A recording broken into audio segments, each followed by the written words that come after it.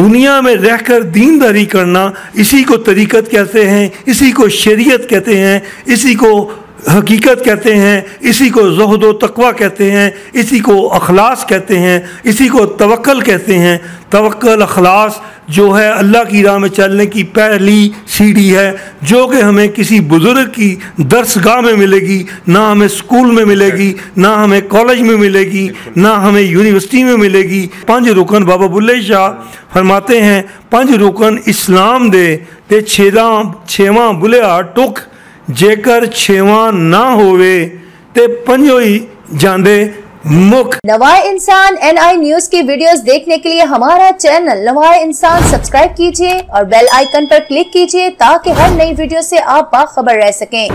जी अस्सलाम वालेकुम नाज़रीन, मैं हूं आपका मेज़बान AK आज़ाद, आप देख रहे हैं NI न्यूज़। अजीज़ दोस्तों, आज शख्सियत के साथ मैं मौजूद हूं साहबजादा डॉक्टर अब्दुल समाद शकूरी कादरिया ज़्यादा नशीन दरबार आलिया चिश्तिया शकूरिया के साथ, जिनकी मजहबी हवाले से अवामुन नास में बहुत वक़्त है, उनके पॉइंट ऑफ व्यू को अवाम जानना चाहते हैं। और इसी तरह डॉक्टर साहब ने किंग एडवर्ड मेडिकल कॉलेज से MBBS किया और ये अपने यहाँ पे आस्ताना आलिया पे 24 घंटे अवामुन नास की खिदमत करते हैं और तरीक़त शरीयत के हवाले से इनका विज़न बहुत वसी है। नौजवानों के हवाले से आज हम इनसे पूछेंगे कि नौजवानों के लिए हमारे औलिया कराम तरीक़त शरीयत के हवाले से, नौजवान आज हमें सोसाइटी में इंतशार, कत्लो गारतगिरी, बेरा रवी आता है, नौजवान की तरबियत के हवाले से औलिया कराम की ज़िंदगी हमारे लिए किस तरह से मशअल राह है। जी अस्सलाम वालेकुम सर, कैसे मिजाज हैं, खैरियत से आप? अल्लाह ताला का करम, अल्लाह का शुक्र है, अल्लाह ताला का एहसान है कि खुसूसी रहमतें हैं कि अल्लाह पाक ने उनको तमाम जहानों के लिए रहमत बनाकर भेजा। वमा अरसलनाका इल्ला रहमतल लिल आलमीन। और उनकी करम नवाजी चाहिए और उनका उसवाए हुस्ना जो था औलिया किराम, दरअसल नाइबीन मोहम्मद मुस्तफ़ा सल्लल्लाहु ताला अलैहि वालैहि वसल्लम है। नबी पाक की जो अमल हम देखकर करते हैं उसको सुन्नत कहते हैं, और नबी पाक के अमल को जो देखकर उनके औलिया किराम ने उस सुन्नत पर अमली तौर पर काम किया और अपने किरदार को वसी किया। कुरान पाक के अहकामात और सुन्नत पर अमली काम करके अपने किरदार को उन्होंने बेहतर से बेहतर बनाया और वो कुरान पाक और मोहम्मद मुस्तफ़ा सल्लल्लाहु अलैहि वसल्लम की सुन्नत की एक अमली तफसीर बन गए। अब उन्होंने जो हमें सबक दिया है, आज का नौजवान क्यों परेशानी में मुब्तला है, आज की दुनिया बहुत तेज़ तर दुनिया है, उसको सबसे पहले उसके साथ जो ज़्यादती होती है उसके घर से शुरू होती है कि उसके घर में उसके वालदैन, उसके दादा दादी, आज वो उस तरह के दादा दादी, नाना नानी या उनके बुज़ुर्ग या उनके आबाओ अजदाद या उनके माँ बाप, उनके वालदैन उस किरदार के हामिल नहीं हैं कि उनको वो तरबियत दे सकें कि जो हमें अपने बुज़ुर्गों से तरबियत मिली थी और हमने अपनी ज़िंदगी को संवारा और अपनी ज़िंदगी को निखारा और बेहतर से बेहतर किया।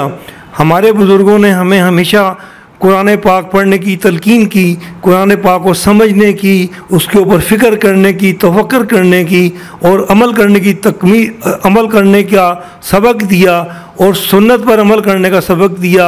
और नमाज के बारे में उन्होंने हमें सबसे ज़्यादा ज़ोर दिया कि नमाज जो है ज़िक्र अकबर है और ला इलाहा इल्लल्लाह ज़िक्र अफजल है और अल्हम्दुलिल्लाह भी ज़िक्र अफजल है। तो उन्होंने हमें बहुत सी तालीमात दी।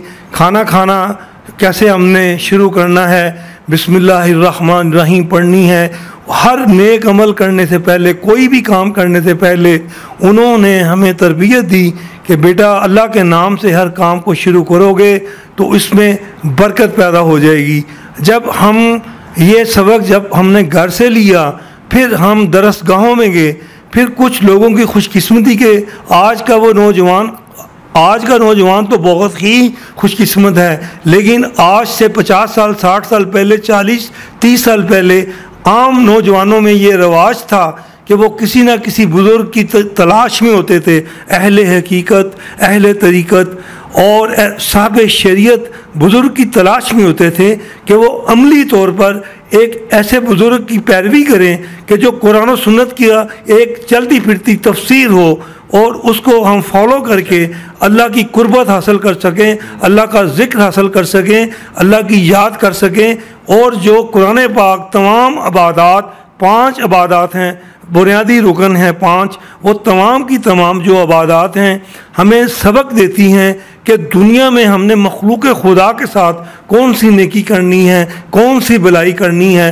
और उन्होंने हम बुज़ुर्गों को ये भी सबक देते थे, हमारे बुज़ुर्ग और औलिया कराम जो बरहक हैं, वो उनका पहला सबक ये होता है कि बेटा आला से आला तालीम हासिल करो। कोई हुनर सीख रहे हो तो उस हुनर में दिन रात लगाकर उस हुनर में एक आला से आला मेयार हासिल करो और खुलूस नीयत से काम को करो और रिज़्क़े हलाल कमाने का अपना बंदोबस्त करो। दुनिया में रहकर आपने दीनदारी करनी है। 5 रुकन इस्लाम दे, 5 रुकन बाबा बुल्ले शाह फरमाते हैं 5 रुकन इस्लाम दे ते 6वां बुलिया टुक जेकर 6वां ना होवे ते 5 ही जांदे मुख। इसलिए दुनिया में रहकर दीनदारी करना, इसी को तरीक़त कहते हैं, इसी को शरीयत कहते हैं, इसी को हकीकत कहते हैं, इसी को ज़ुहद व तक़वा कहते हैं, इसी को अखलास कहते हैं, इसी को तवक्कल कहते हैं। तवक्कल अखलास जो है अल्लाह की राह में चलने की पहली सीढ़ी है, जो कि हमें किसी बुज़ुर्ग की दरसगाह में मिलेगी, ना हमें स्कूल में मिलेगी, ना हमें कॉलेज में मिलेगी, ना हमें यूनिवर्सिटी में मिलेगी। ये जो तमाम तालीमात हैं अमली तालीमात हैं जो कि कुरान और सुन्नत की शक्ल में हैं और कुरान और सुन्नत की अमली तफसीर हैं। ये हमें किसी बुज़ुर्ग की दरसगाह में उसके पास बैठने से, उनकी तरबियत से मिलेगी, उनको देखकर मिलेगी। तो फिर हम ये कहेंगे यही है इबादत, यही दीनो ईमान के काम आए दुनिया में इंसान दर्द दिल के वास्ते पैदा किया इंसान को, वरना ताअत के लिए कुछ कम न थे कुरूबियाँ। तो ये जो मकसद इंसान है, एक दूसरे इंसान का हीला वसीला बनना है। हर इंसान को अल्लाह पाक ने कोई ना कोई खूबी से नवाजा है और अल्लाह पाक कुरान पाक में बार बार फरमाते हैं वहसिबतुम अन्नमा खलकनाकुम अबसम व अन्नकुम अलैना ला तुरजाऊन। किसी भी चीज़ को हमने खामखा पैदा नहीं किया है। हर चीज़ का इस कायनात में अल्लाह ताला की हर चीज़ की तख्लीक का मकसद है, बेमकसद कोई किसी चीज़ को अल्लाह ने पैदा नहीं, और हर चीज़ ने लौट के अल्लाह ताला की तरफ आना है। तो इसलिए ये जो चीज़ें हैं, लोग बच्चे जो हैं आज के नौजवान, उनको मेरा सबक है कि अपनी दुनियावी तालीम, साइंसी तालीम भी पूरी तरह हासिल करें, साथ साथ अब दीनी तालीम भी हासिल करें।